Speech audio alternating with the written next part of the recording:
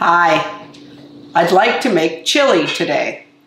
This is a very simple, basic chili recipe. You might not like what I'm putting in it, but it's all about the method. It's not about the ingredients. The recipe is all up to you. You can change almost every single one of the ingredients I'm going to use. We're going to add the meat, brown it, add the vegetables and sauce, pressure cook it, and then we will have a delicious, delicious chili. This chili can be served with tortilla chips, sour cream, and lots of cheese. Let us begin. All right, so I am going to use my Instapot today. I have done this recipe on the stove top. It just takes a lot longer, and the Instapot can be a lot less supervised. So I am going to set my Instapot to saute, which means it will work without the lid on. And I'm going to throw in some ground beef and some stew meat. And my ground beef and stew meat here are still a little frozen, but that's okay. They can go in. The Instapot will thaw them. I almost forgot to put a splash of olive oil in. There we go. That's just to coat the bottom of the pot a little bit and give us some good coating. I'm going to now throw in my bag of stew beef here.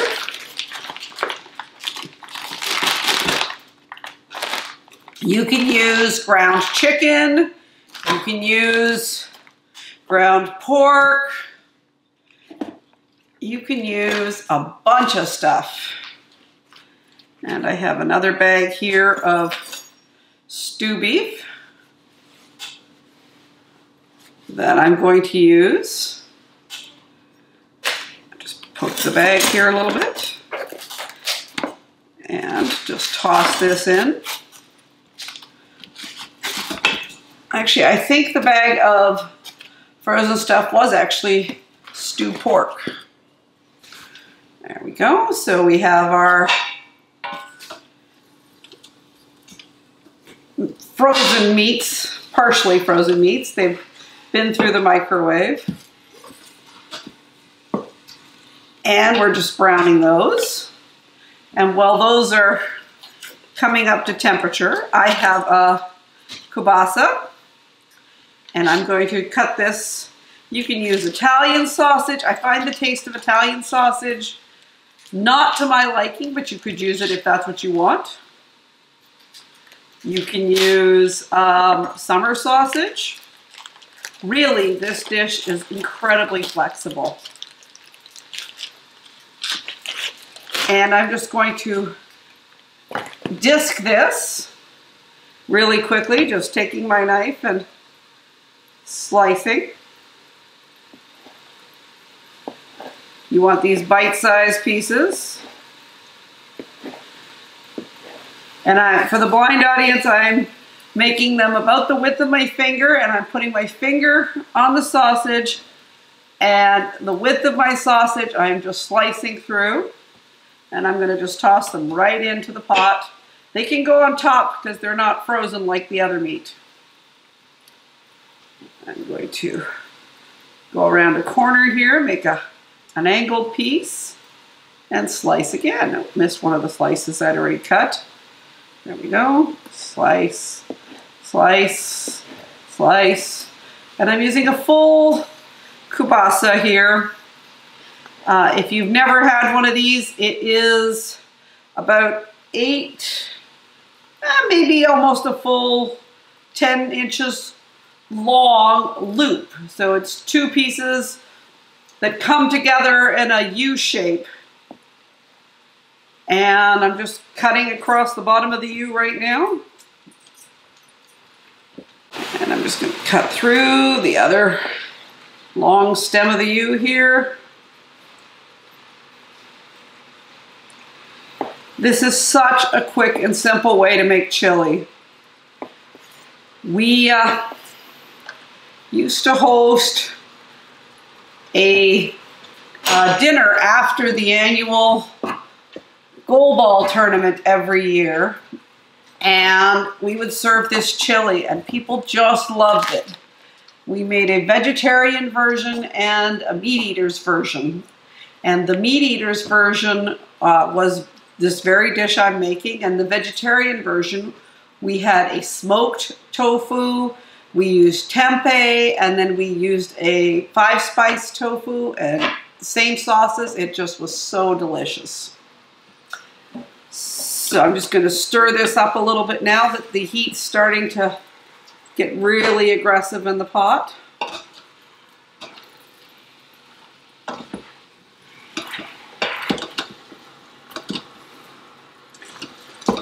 And all I'm doing is browning the meat. Oh, there we go. That was ground beef I had in the frozen thing. It just didn't feel like it until I got my hands in. So I'm taking this frozen chunk and I'm just taking the outer defrosted edges off, breaking it in half. The smaller the pieces, the faster it defrosts. There we go. I'm just breaking that apart. There we go. Very nice.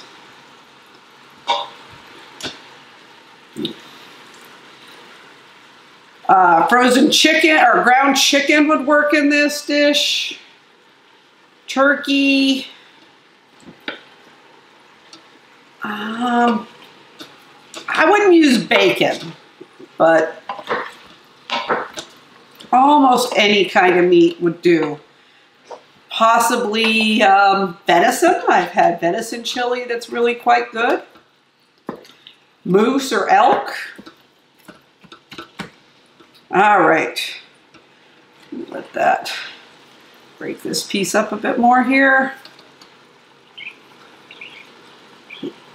Literally all I'm doing here is making these pieces somewhat smaller so they defrost faster and brown.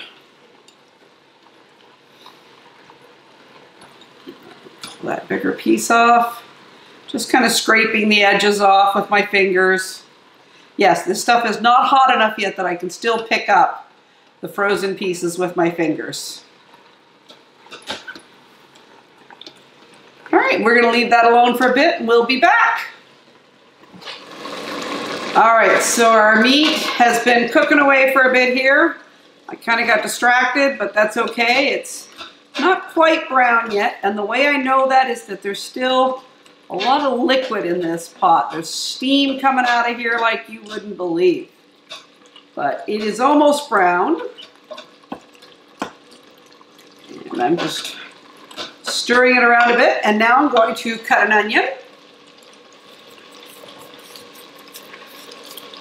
Because no chili is complete without onion. Just cutting off the two ends of a large onion here. And peeling back the peel. All right, so here we have our peeled onion. I'm just going to cut it from end to end in half. Lay those cut sides down on the cutting board and just do quick slices. I didn't peel it properly here.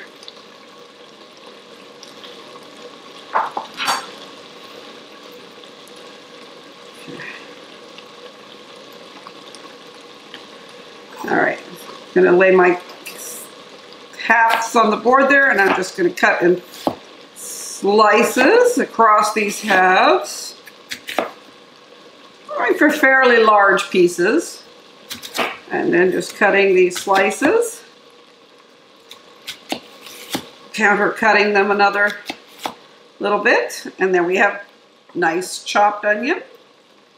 Push that aside. And just do this other half the same way. Slices, rotate 90 degrees, and slice those slices, and voila, cubed onion. See how our meat's doing here? All All right, so this is brown enough now to get these onions into that pot. So I'm just going to pick up, and I almost made the entire cut half into the pot, but just picking up my pieces and throwing them in now. And I'm going to actually pick up my cutting board here and just scrape it into the pot, get those last little bits in. And I'm just going to stir this in. And that lowered the temperature because it was cold onion going in. And we're just going to let that cook up for about 4 or 5 minutes. Okay.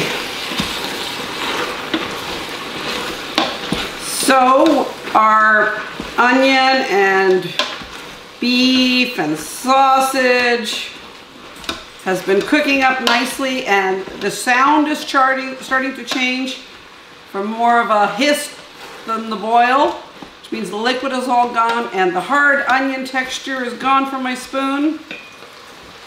It's time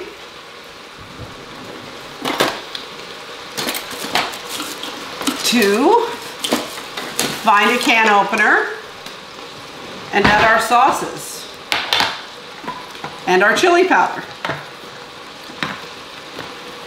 So here I have a can of Apato. It's a very delicious Mexican sauce that Mike and I have grown to love. This is I believe maybe a 16-ounce or larger can. This normally we get it in a small can. This is not something that once you open the can you can save. So I'm going to put the whole can in and hope for the best. This is a chili sauce. It's really quite delicious.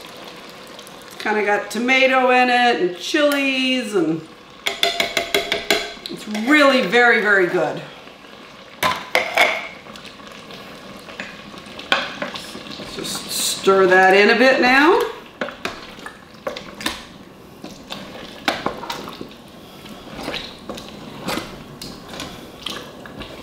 Yummy.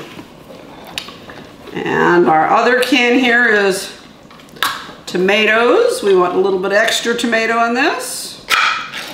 It's a peel off lid, luckily.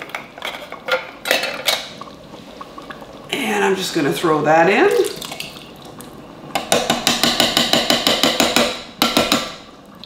Bang the can. Make sure everything comes out. Stir it all up.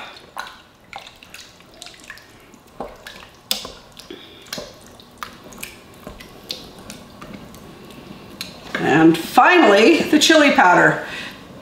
This is a commercial chili powder. We've made our own, and I can show that at another time, but tonight it's dinner night, and I'm putting 2-3 palmfuls of this chili powder in. You want about half a cup of the chili powder. It's not spicy, this chili powder. It's all about the smoky flavor and deliciousness.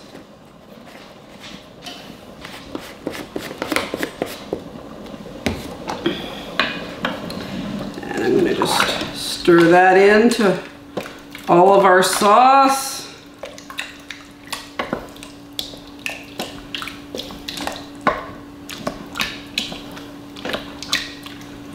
Oh, it smells so good, so smoky and lovely.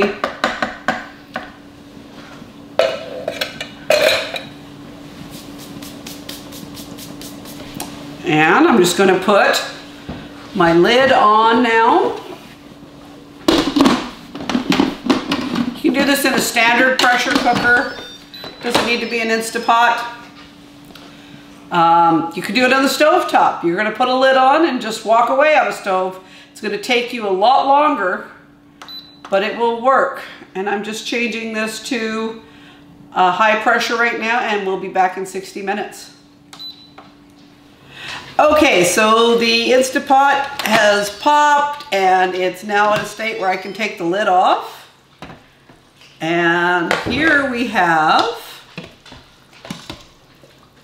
a lovely chili. If you are a meat-only chili, this is the stage you want. Us, we actually like beans in our chili. And there is a lot of controversy about beans versus no beans, meat, only, vegetarian, what have you. Chili is what you want. It's not something that is only good if it's done one way or another. So I've just put 2 cans of beans into my chili and I'm just going to stir them in. All right, so you'll note that I put those beans in after I cook this, and that's because canned beans are already cooked. You don't want to cook beans twice, it'll just become mush. You can use black beans, pintos, we use kidney beans. The only bean I wouldn't recommend for this is refried beans because it's just mushy, and that's not tasty at all. So I'm going to just show this to you a little bit. You may want to put salt in at this point, taste it, see what it's like. You might just find that the apato and any other sauce or the chili you have might already have enough salt. But I think this one needs a little bit more, so I put a little bit more in there right off camera. You'll notice I got a little bit on the bowl there. I just scooped 2 ladles full into a bowl. Now I'm going to sprinkle it with a bit of cheese. All right, so I'm just going to take some nice grated cheddar or jack, and then I'm going to squeeze a little bit of sour cream in here. I have squeezy sour cream. You can use normal. We've been getting the squeezy because I can't finish an entire container of regular, and this keeps it sealed really nicely so that it doesn't spoil as quickly as a container of sour cream. So that's why I'm using squeezy. It's real sour cream, just comes in a squeezy bag. There we go. Nice big scoop of sour cream on top. And what that does is it makes it a little less spicy if it's a spicy. I don't like as spicy as Mike does. All right, I'm going to just grab a spoon now.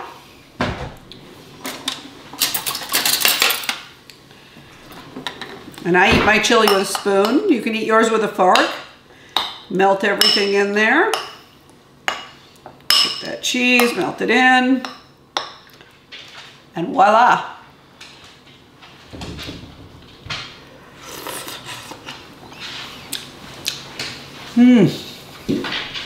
Beautiful, delicious, a little saucy. I hope you make this. It is a good, simple dish. When you do it in the pressure cooker, it's nice and fast. Please press subscribe and don't forget to like the video and tell me what you'd like me to make next.